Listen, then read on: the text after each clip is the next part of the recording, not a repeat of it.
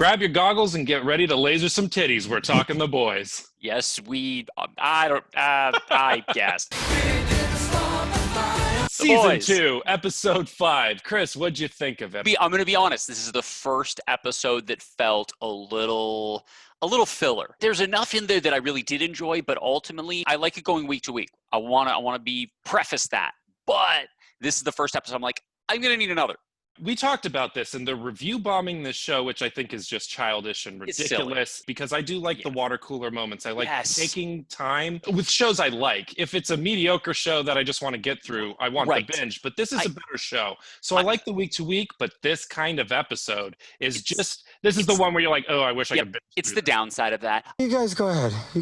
I'm good. I honestly think Netflix loses out sometimes because you tear through a show on a weekend and then you're like, well, are the people I'm talking to, which episode are they on? It's tough to have a conversation. And like this, there's people that you'll catch up with because you finish the show for the week. You're like, oh my gosh, did you see it? And you can just talk about the episode, really dig in deep. I think some shows are made for just binging in a weekend, but a show like The Boys, there's mysteries, there's characters, there's really more to dig into than just like, cool. And big shocking, reveals and hooks. Love the show. A little bit of a slow week, but I'm down week to week and season to season. I'm all in. And if you guys are also in, I'd like to ask you, really appreciate it if you'd hit like and subscribe. It would really help us out. And tune in again for next week.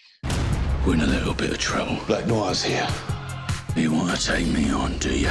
Quick recap. Noir is hunting Butcher, and Butcher is he's going to jump ship on the boys. Rebecca doesn't want him. He wants to die. Maeve she is a lesbian, and that is her new soul identity because, hey, they're running her gayness through the PR machine. PR machine. You are no longer a person. You are now this identity, and we got to really run with it. A-Train, you're out. Out of what? Out of 7. A-Train is getting pushed out, put off into the sunset. We've got Starlight and Stormfront coming to a head. Stormfront knows that Starlight is the one that leaked the VOD info, that the Compound V is the secret. Starlight lets Stormfront know that she knows that she used to be Lady Liberty and that there's this, I think one of the characters even says, like, oh, it looks like she's kind of getting pushed from parish to parish like a dirty priest. If anyone spots William Butcher... Kimiko, who is a hitman now, and Frenchie is not too happy about it. In fact, she's actually getting the hits from Frenchie's ex-girlfriend. Finally, we have the Deep getting married and rehabilitating his image with the Church of the Collective. Big Tom Cruise moment here. Moving into the review portion, Maeve really, she gets kind of some of the best future plot elements out of the show that, she openly says, I want to take down Homelander. And then at the end of the episode meets up with the Deep and tells him, I'll help you get back in the 7, but you're going to do me a favor. I was like, ooh, what's in the box? What's the favor? What are you going to make him do?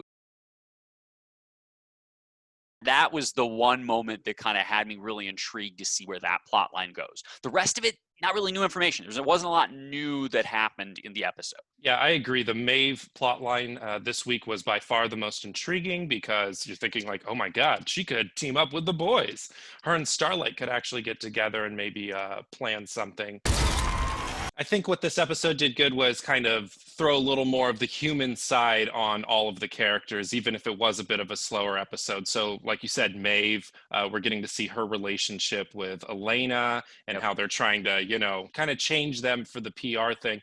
But even A-Train, he's a monster, and I actually felt for A-Train just a little bit. Just a touch. And you just see how what a replaceable kind of commodity or product these people actually are. Half our own heroes don't know they have Compound V in their veins. You want China finding out? Now that we're starting to really see the 7 get fractured, is that going to be part of what ends, is this going to be part of Vought's downfall? Is this going to be Homelander's downfall? What's going to happen here? Because now you've got A-Train getting pushed out. You've got Maeve kind of coming to her limit on things. So there's starting to be some enemies for Homelander, for Vought. How can I stay quiet after Homelander's war crime? Kind of a big plot moment of this episode was Homelander. There's video out there from a mission where he killed, an innocent bystander got killed, and he just kind of jets away, seemingly just completely unaware and at worst indifferent. And he suddenly has to go on the PR spin. And what was great is Stormfront shows him, hey, this is how you weaponize memes. This is how you take memes and make them into disinformation. ooh, how current, how modern could we get? Hi, I'm Stormfront. Who? I'm the new girl. Well, I love the meta about him being kind of ultra nationalism and Yeah. her kind of being Really that alt-right kind of figurehead or whatever. She kind of really is that playbook. they can hold hands and But how Homelander more than holding hands by the end of it. Yes, exactly. Talk about violent Cirque du Soleil sex is what they had at the end of this episode. But I just think it's interesting that like Homelander, much like America, is trying to do the same old thing he's always done. Yeah. Say the same things, do the same things, and get the same result, and it's not happening. Everyone just relax.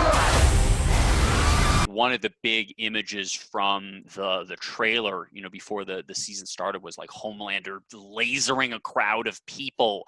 And we see that, but it's not what we think it is. It's just he wants to, and it's in his mind. It's this reveal like, oh, he just imagined wanting to just laser down all these protesters. And they have a clear Alexandria Ocasio-Cortez stand-in congresswoman. Yeah. It was a little bit, it was like, oh, okay, they went just like on the edge of too far of like, oh yeah, the little dance she did, wasn't that cute? I was like, okay, yep, yeah. I know who this is supposed to be. That's cool, guys. Like, I get it. That's what Billy's scared of. Homelander just deciding to laser an entire crowd. I mean, that little fantasy he has is literally the cornerstone, the crux of the entire show, of all the questions centering around this show. Yep. And the fact that, there's nothing stopping him except for kind of propriety. There's like, how would I get the PR on this one? That would be a little too much. That's literally the only thing he's thinking is going to go down more than 9 points. It's like those kids in class that just stopped giving a shit about anything because they realized the secret of school.